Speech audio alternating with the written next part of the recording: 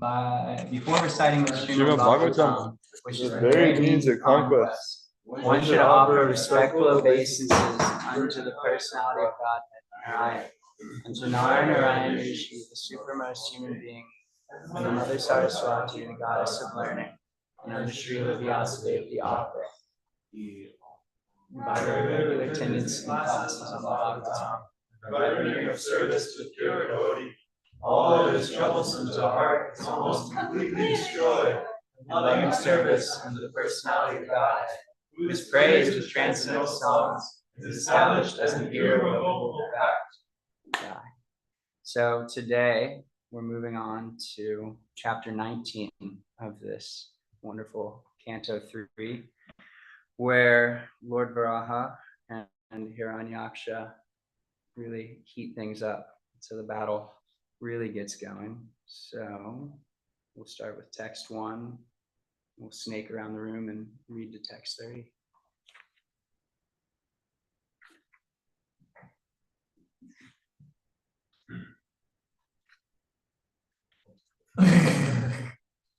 Text 1. Sri Maitreya said, after hearing the words of the Brahma, the creator, which were free from all sinful purposes and as sweet as nectar, the Lord heartily laughed and accepted his prayer with a glance laden with love.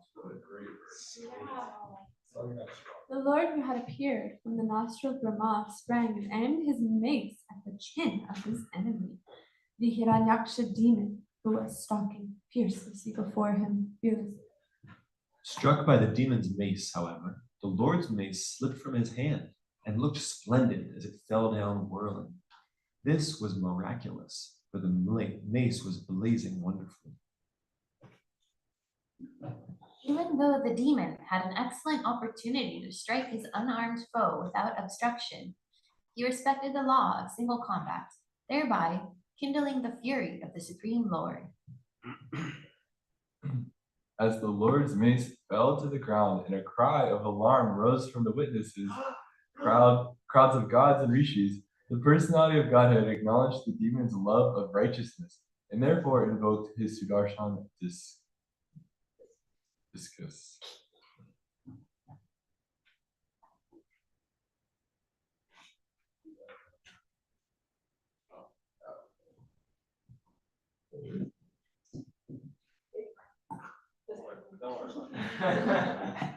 As the discus began to revolve in the Lord's hands, and the Lord contended at close quarters with the chief of his Vaikuntha attendants, who had been born as Hiranyaksha, a vile son of Diti, there issued from every direction strange expressions uttered by those who were witnessing from airplanes. They had no knowledge of the Lord's reality, and they cried, "May victory attend you! Pray dispatch him. Delay no more with him."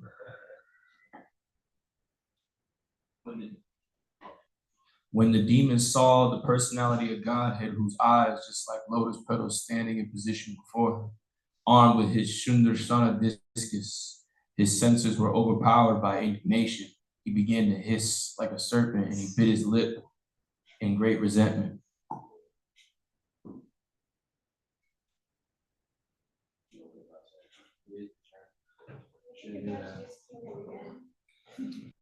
The demon who had fearful tusks stared at the personality of Godhead as though to burn him. Springing into the air, he aimed his mace at the Lord, exclaiming at the same time, "You are slain."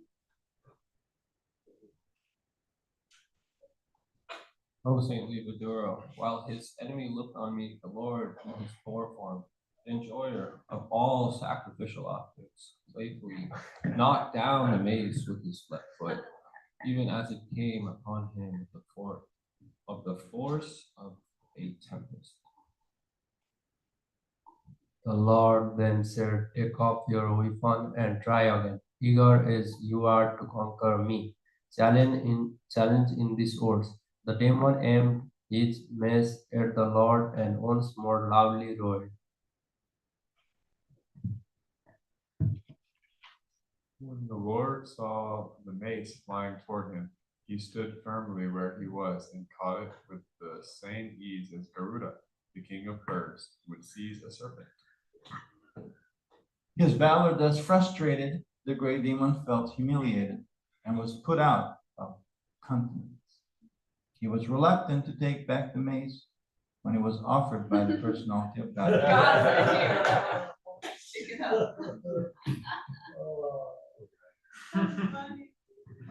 He now took a trident, which was as rapacious as a flaming fire, and hurled it against the Lord, the enjoyer of all sacrifices, even as one would use penance for a malevolent purpose against the holy Brahmana.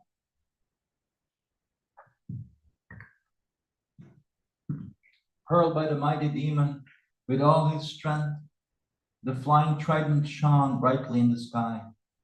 The personality of Godhead, however, tore it to pieces with his discus, Sudarshana, which had a sharp-edged rim, even as Indra cut off a wing of Garuda.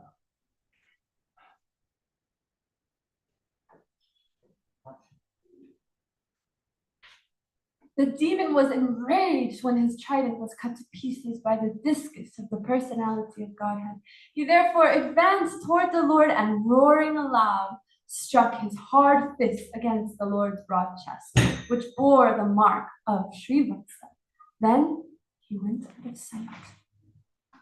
Hit in this manner by the demon Ovidura, the Lord who had appeared as the first boar did not feel the least quacking in any part of his body, any more than an elephant would when struck with a wreath of flour. The demon, however, employed many conjuring tricks against the personality of Godhead, who is the Lord of Yogamaya. At the sight of this, the people were filled with alarm and thought that the dissolution of the universe was near. Fierce winds began to blow from all directions, spreading darkness occasioned by dust and hailstorms. Stones came in volleys from every corner, as if thrown by machine guns. The luminaries in outer space disappeared into the skies being overcast with masses of clouds, which were accompanied by lightning and thunder. The sky rained pus, hair, blood, stool, urine, and bones. O sinless Vidura, mountains discharged weapons of various kinds, and naked demonesses armed with tridents appeared with their hair hanging loose. Somebody get this one. Corrupt and savage slogans were uttered by a host of ruffians, yakshas, and rakshasas, who all either marched on foot or rode on horses, elephants, or chariots. The Lord, the personal enjoyer of all sacrifices, now discharged his beloved Sudarshana, which was capable of dispersing the magical forces displayed by the demon.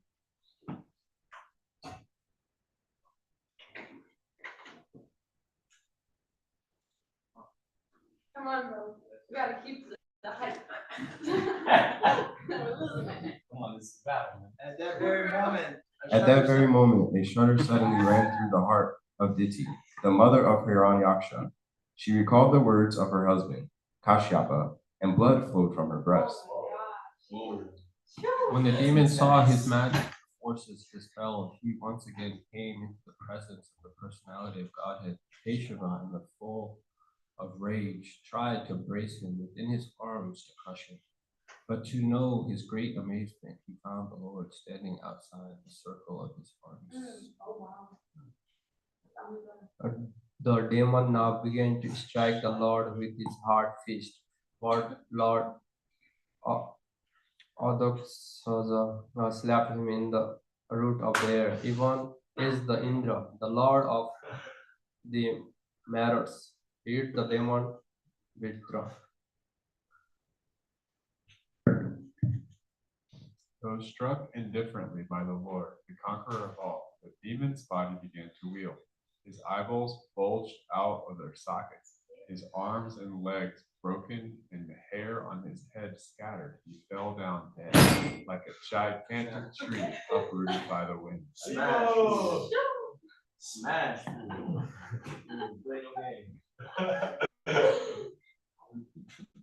Oh. Aja, Brahma, and others arrived on the spot to see the fearfully tough demon lying on the ground, biting his lip.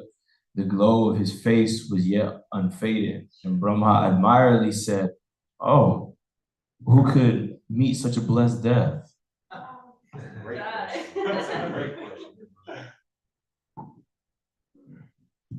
Brahma continued. He was struck with the forefoot of the Lord, whom yogis, seeking freedom from their unreal material bodies, meditate upon in seclusion in mystic trance.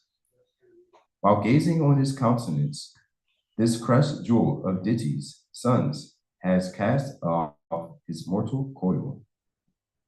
These two personal assistants of the Supreme Lord, having been cursed, had been destined to take birth in demoniac families. After a few such births, they will return to their own positions.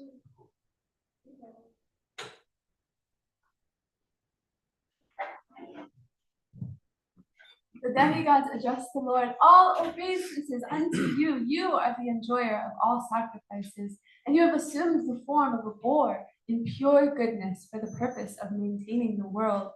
Fortunately for us, this demon who is a torment to the world has been slain by you, and we too, O Lord, are now at ease in devotion to your lotus feet. Jai. All right. Victory, victory. Smash.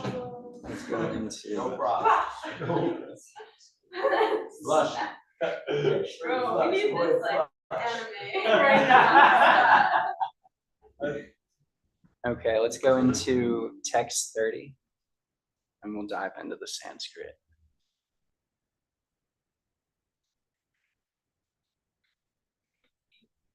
And because we already went through so much, let's just say it together.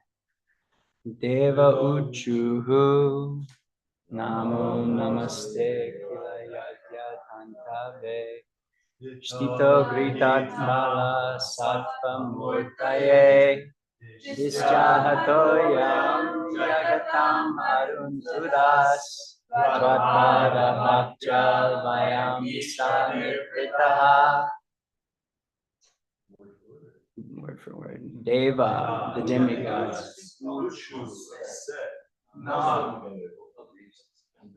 Obeisances. Nama, obeisances. Te, unto you.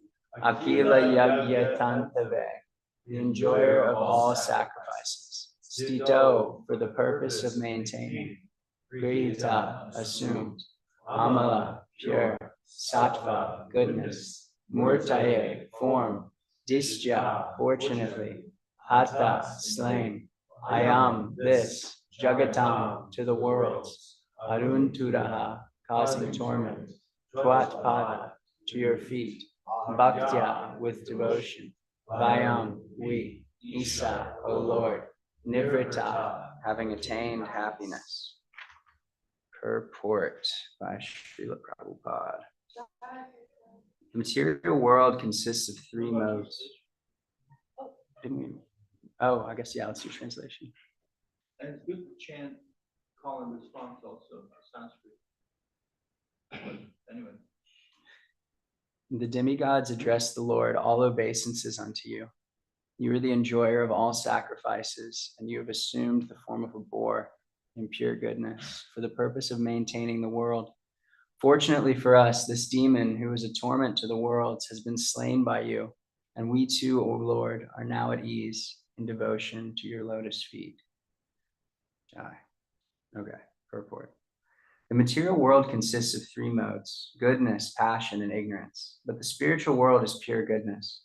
It is said here that the form of the Lord is pure goodness, which means that it is not material.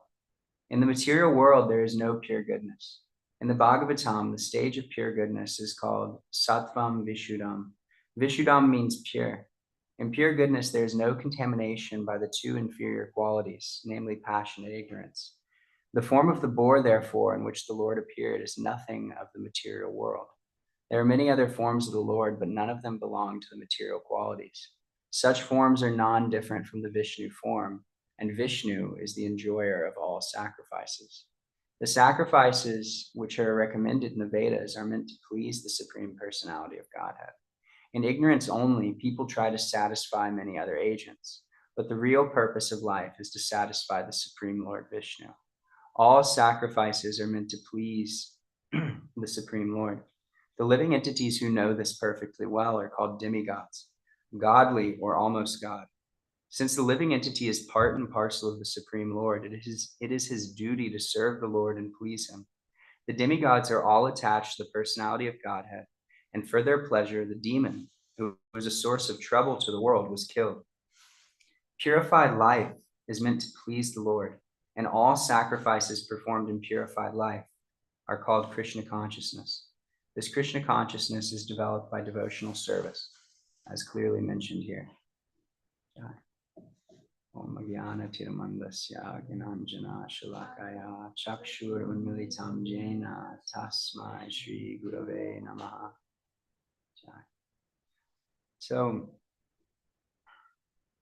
in this chapter, we see a great battle.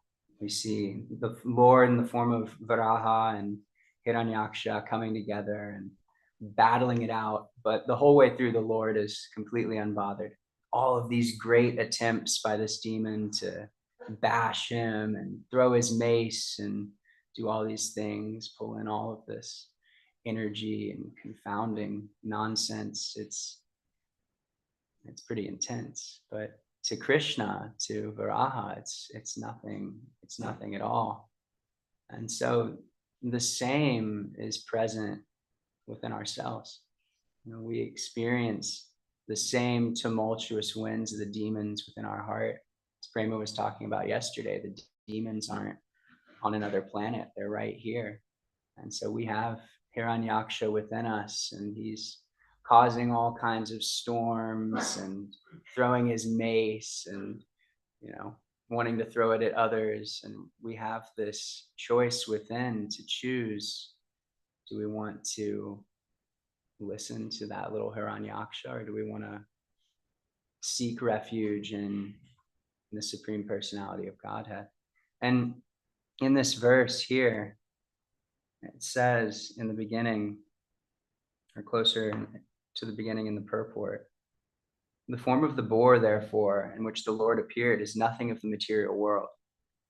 There are many other forms of the Lord, but none of them belong to the material qualities. Such forms are non-different from the Vishnu form, and Vishnu is the enjoyer of all sacrifices. So some of those other forms, the holy name itself, we can call upon and utilize it in the moment as our safety from these demons within. And so we always have that opportunity to seek refuge in the holy name. And so just opening it up a little bit, what are some of your experiences with feeling those demons or little Hiranyakshas within, and then seeking refuge? How can we utilize the forms of the Lord and the holy name to take refuge and to move beyond what seems insurmountable?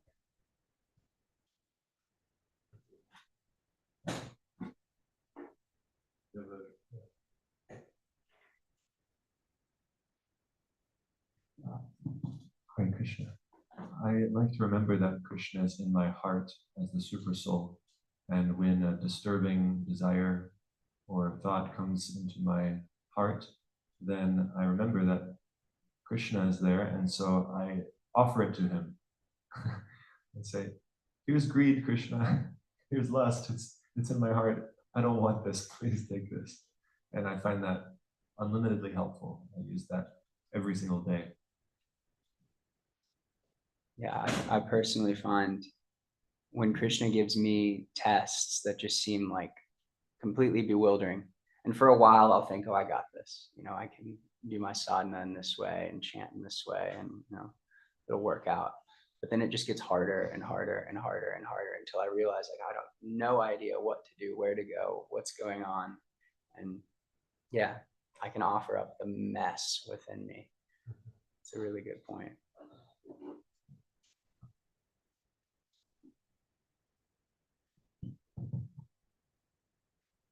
every time I'm having like thoughts to swerve off the straight path, or like old feelings or desires, I always ask to seek refuge in Krishna to myself.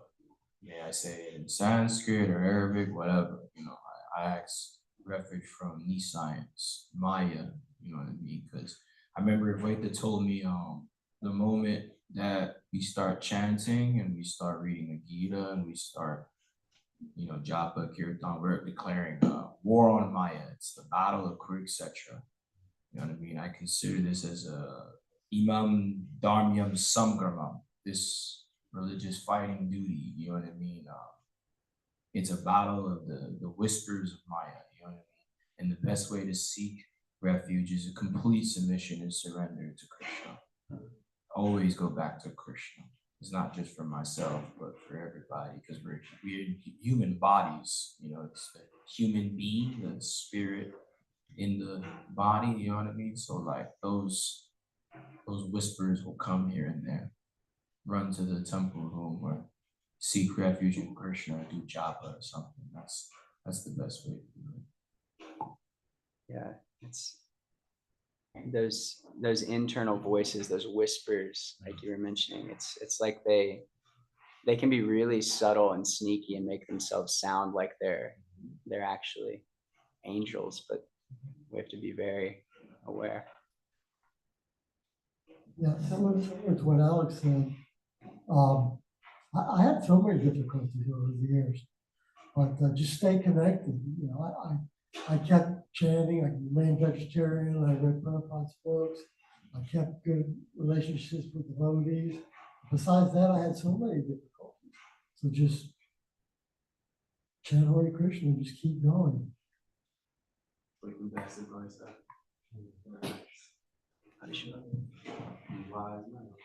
heard an example given by Maharaj. His name is Chandracharan. He's Russian.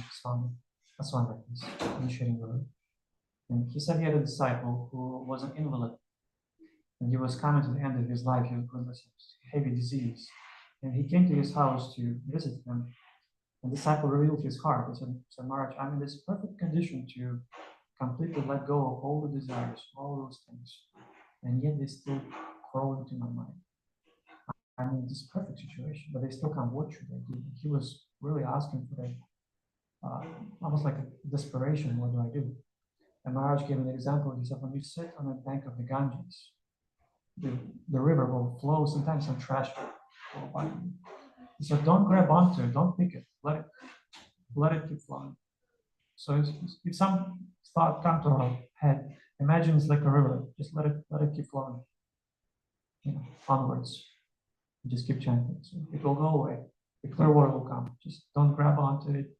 Don't start trying to pull it out and play with it. Just let it flow.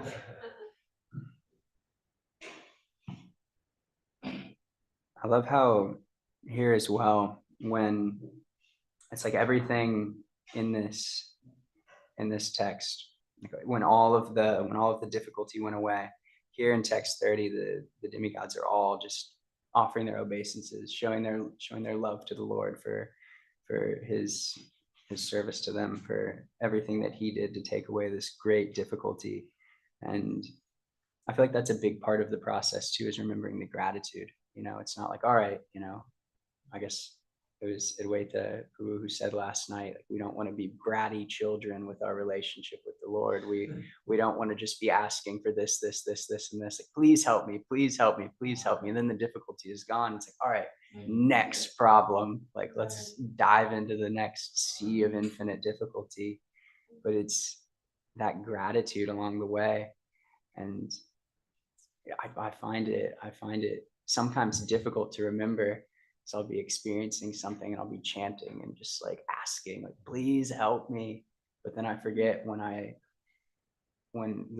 there is ease, it's like in those moments of ease, how can we remember to be really grateful and really see that, wow, Krishna's blessings, Krishna's mercy is strewn all throughout my life.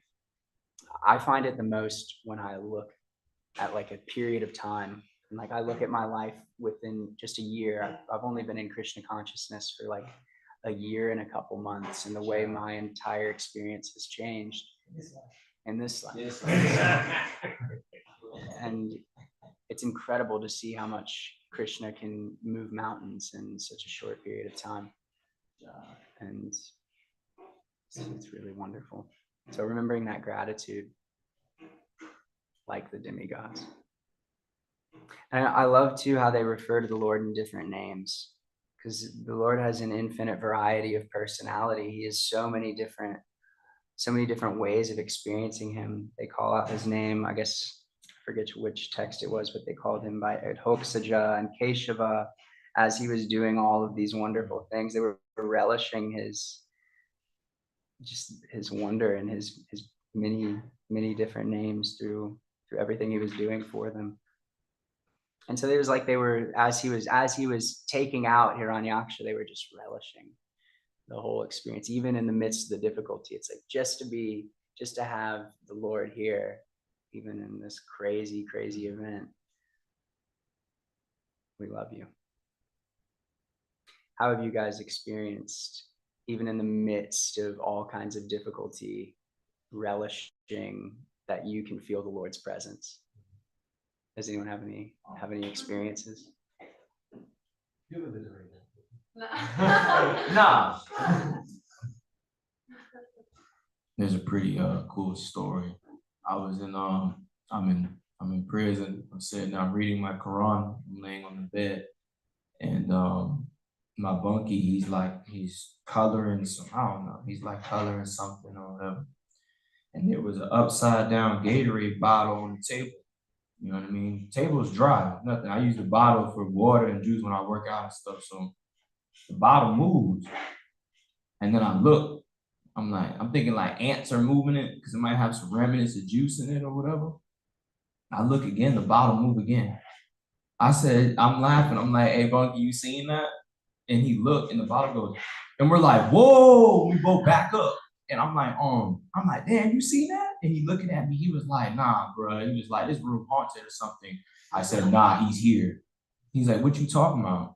And then later on in the night, I'm explaining like, oh, Krishna, he just be sitting in here with me, like, and he was like, oh, so like your God's blue, and so how did you know it was him? I'm like, man, I'm like, dude, I'm like, Paramatma is intense, man. You know what I mean? Throughout my whole time in prison, there was more little like paranormal instances like that Krishna was like, like I'm right here, like I didn't leave. There were some times that I was like, some crazy stuff's going down, and I just locked myself in the room with my little altar, and I just bow to Krishna and be like, yo, I don't know what to do, man. Like, it's out of my hands. And then everything just goes peaceful. Everybody's resolved, everybody's shaking hands. I'm like, wow, So yeah. Advaita Prabhu has been making this point recently as I've been around for the past week, saying you can take Krishna everywhere. And so like in every moment, he's here with us. We just have to call out and remember. Blake.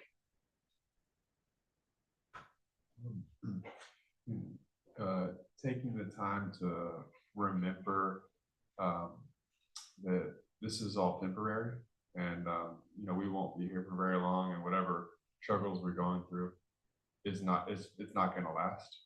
And also remembering the good experiences we've had before, where we had hard times and we got through them, or remembering the blissful experiences we've had through chanting or whatever else that can maybe encourage us to be like, hey, I remember the good, and this ain't gonna last. Can help. Encouragement. It seems like it's really hard in the midst of it, though. Right. Yeah. Hare Krishna.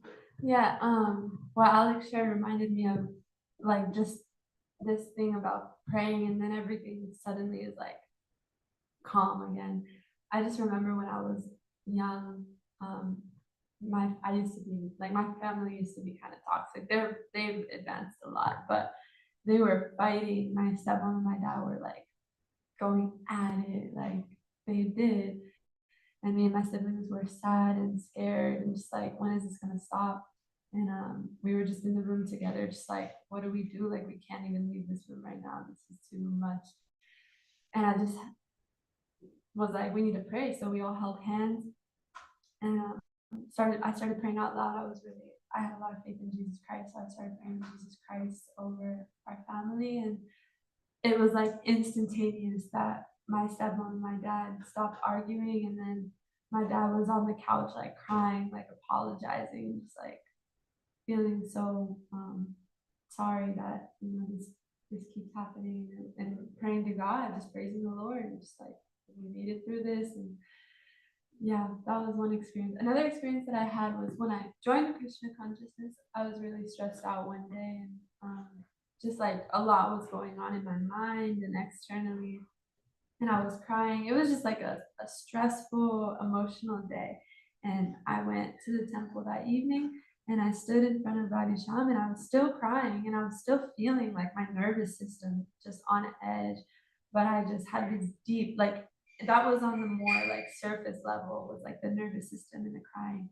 But on a deep, deep level, I felt like I'd rather be crying here in front of Radhisham than smiling and laughing anywhere else in the universe. So it was just like a knowing, like, this is where I'm best situated, even when I don't feel like it. Yeah.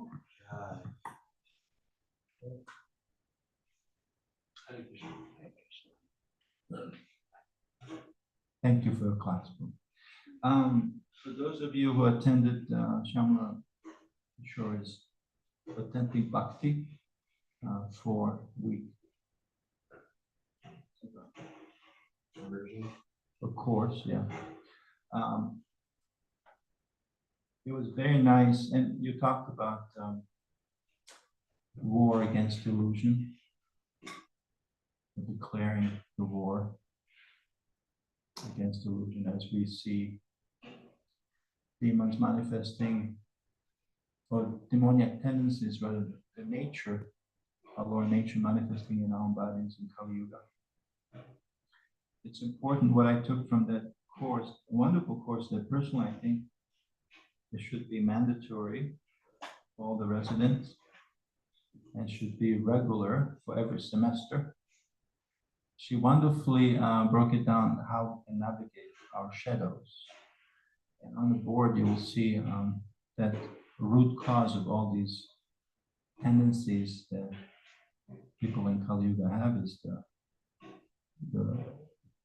the sense of pain and the wound that is there in the form of, as you can see on the board, shame or pride and vanity and jealousy, desire or craving, or even addiction, guilt and regret.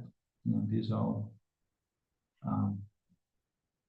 shadows that we deal with in this war.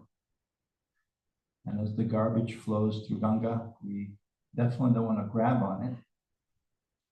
But there are ways to express, navigate, and also integrate and get a gift from those as well, to emerge as something that is not neglected, but healed. So healing, as those wounds are there, healing is required. You can't just ignore it. So would you recognize something like that as important? Or how do we deal with that? How do we heal? Yeah. Well, in my short little life and experience, I've been through many practices of healing. Before I came to Krishna consciousness, I was all about being my own healer and going through all of the different things and forms of self-help and work and this and that to do the healing. But coming to Krishna consciousness, I've realized that the only way that I've experienced any real progress in my own internal consciousness and in those deep wounds is through the process of devotional service. And so I used to think, okay, I got this if I do enough of the breath work and all these different emotional healing practices, that it's going to have something. But ultimately, when I've engaged in devotional service, I've chanted the holy name, and I've really seen that I'm infinitesimal and have absolutely no capacity to do the work on my own, that I must surrender to the Lord. And as Briat was saying, just offer up my mess, that I can't be the one to like unravel. The healing happens. And so I was reading that board the other day, and was thinking about it.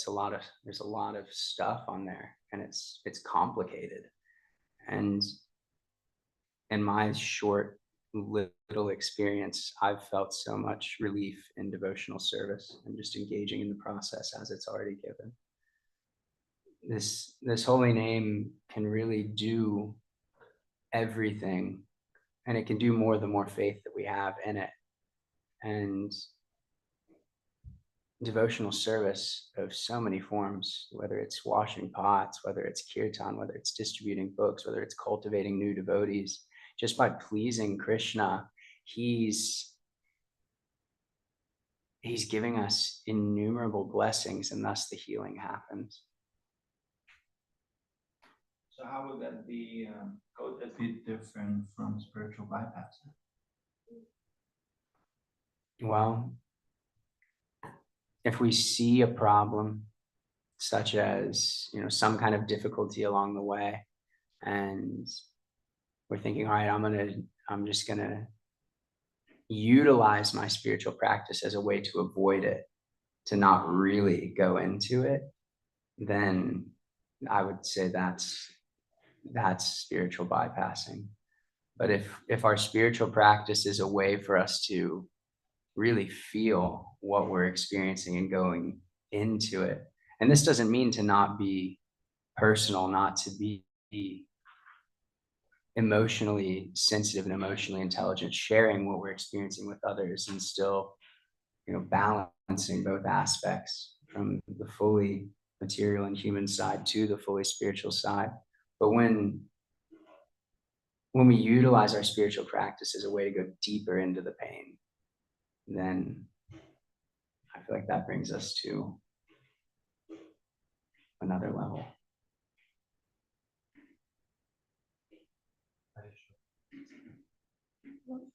The wound needs medicine. Medicine is prescribed by a doctor. Only doctor knows the amount of medicine, what time to take it, diet, and things. So you need a personal doctor, guru. There is a process, but guru will prescribe, okay, your situation is what you should do every day. Is your disease with this wound? Yeah. When we have teachers who can see us from a higher consciousness, they can see what we need. And so that's a great point. When we have someone who knows us from a spiritual standpoint, and they're able to say, okay, you need this, and we surrender to that, I guess that's really the foundation of the whole spiritual practice. Yeah, thank you for pointing that out, because it's really hard to purify things unless they're recognized and brought up to the forefront. Yeah. So we can face it and deal with it. Yeah, it's impossible to purify anything unless it's dealt with. I heard there are few things. Most of the things are purified by Krishna, like most of the demons are killed by Krishna, but there are some killed by Balaram. And those we have to pay attention to. As Bhaktivinoda Thakur describes, all those demons, they represent something, like Putana. It's a false authority, a false guru. And then the Denuka, I believe it represents greed. But there are those demons that are killed by Balaram, and what they represent, it requires more endeavor on our part. That's what we need to really look, or take a closer look and endeavor. Rest, still with Krishna. So there's there's a highlight or emphasis on specific work that needs to be done by us.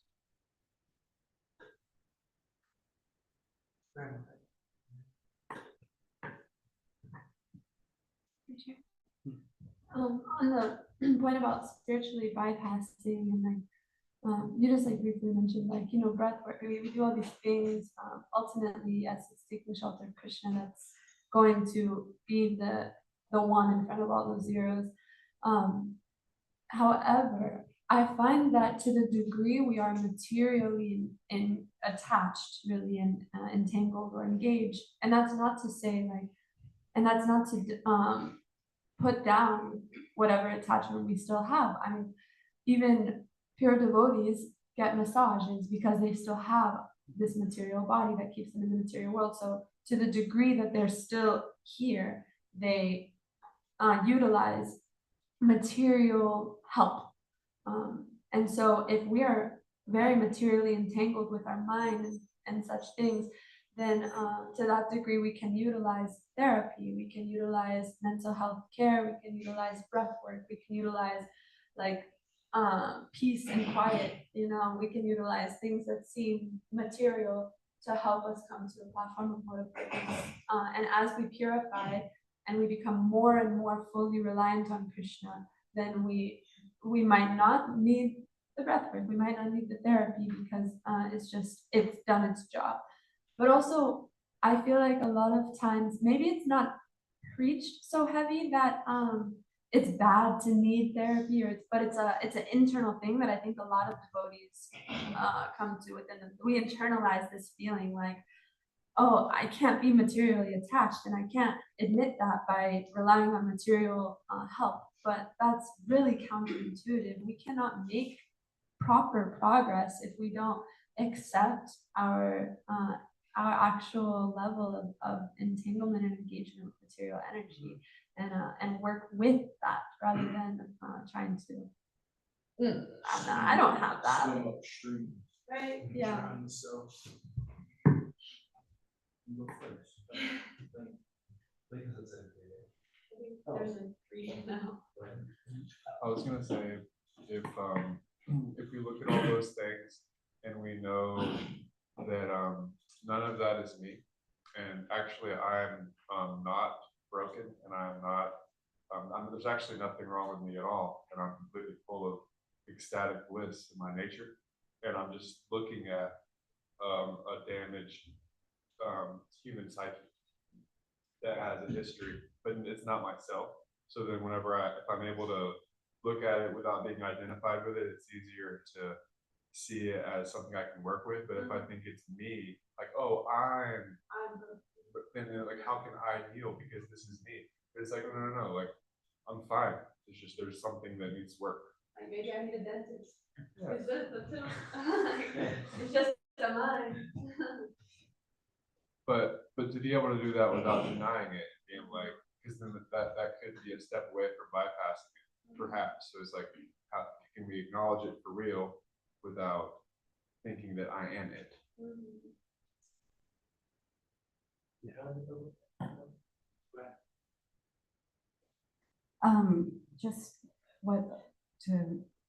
I have two things. One thing with what Prema said, Giraj Swami, who spent a lot of personal time with Srila Prabhupada, he said that Srila Prabhupada used to tell him quite often that there are three things. It's your health, your service, and your sadhana.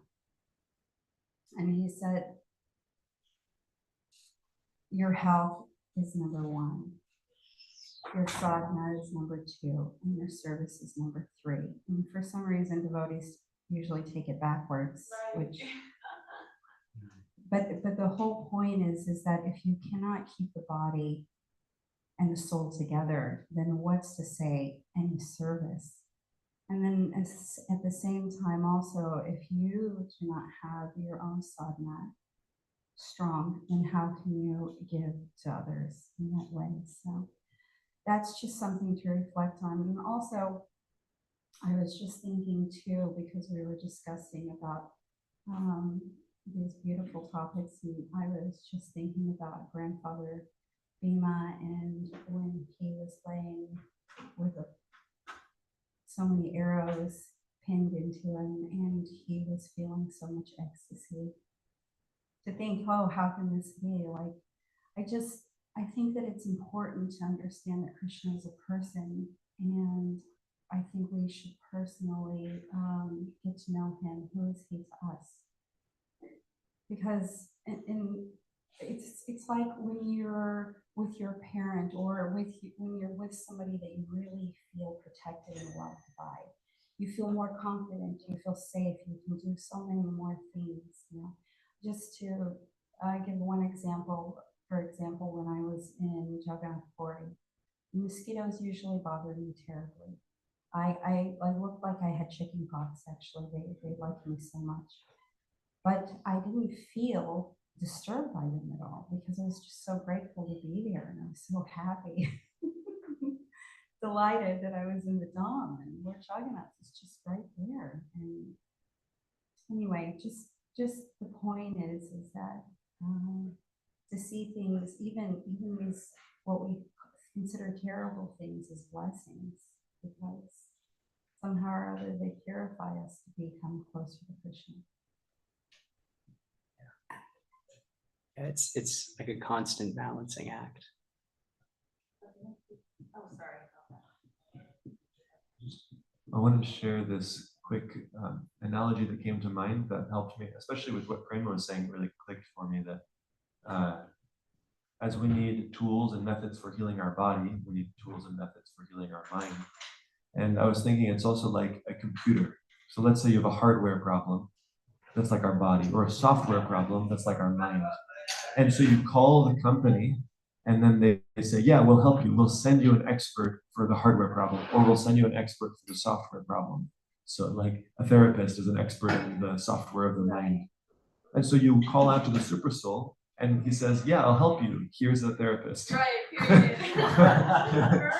And so we're saying, I want to just depend on Krishna alone. And Krishna's saying, yeah, here's how you depend on me. Here's the help. I got you. Do one more. Before ISKCON, before I met y'all, I didn't really know how to do what I'm doing right now, express myself and seek help. My parents used to not like it because I would bottle myself in and just duck off, you know what I mean? And, being in intense situations on my own, in harsher environments with harsher people got me more cold-hearted, you know what I mean? Y'all, when they do with the ice picks, you know what I'm saying? And they take it off the ice. That's what Krishna and the devotees did for me. When she said seeking help and all that, I never forget. I was seeing a therapist when I was here, and I was talking to Shruti oh no, I don't need no therapy. I got Krishna now, and he was like, oh no, I get that because that's still good. And I looked at him we can do that. He was like, why not, Prabhu? Shruti told me that. So everything y'all are saying, even what Kalindi said, being happy that I'm here. Yesterday, same thing. I'm sitting there talking to my uncle on the phone. I'm getting bit up by mosquitoes, but I don't care about none of that because the fact that I'm just here right now. I had dreams about being in here, and waking up and being oh man, another day. You know what I mean? And now I'm here. I guess that's what it would feel like after living this life and then waking up and go Goloka Vrindavan. I guess that's what it would be like. Okay. So we'll close there. Grantha Maharaj, Srimad Bhagavatam ki, Srila Prabhupada ki, Gaura Premanande.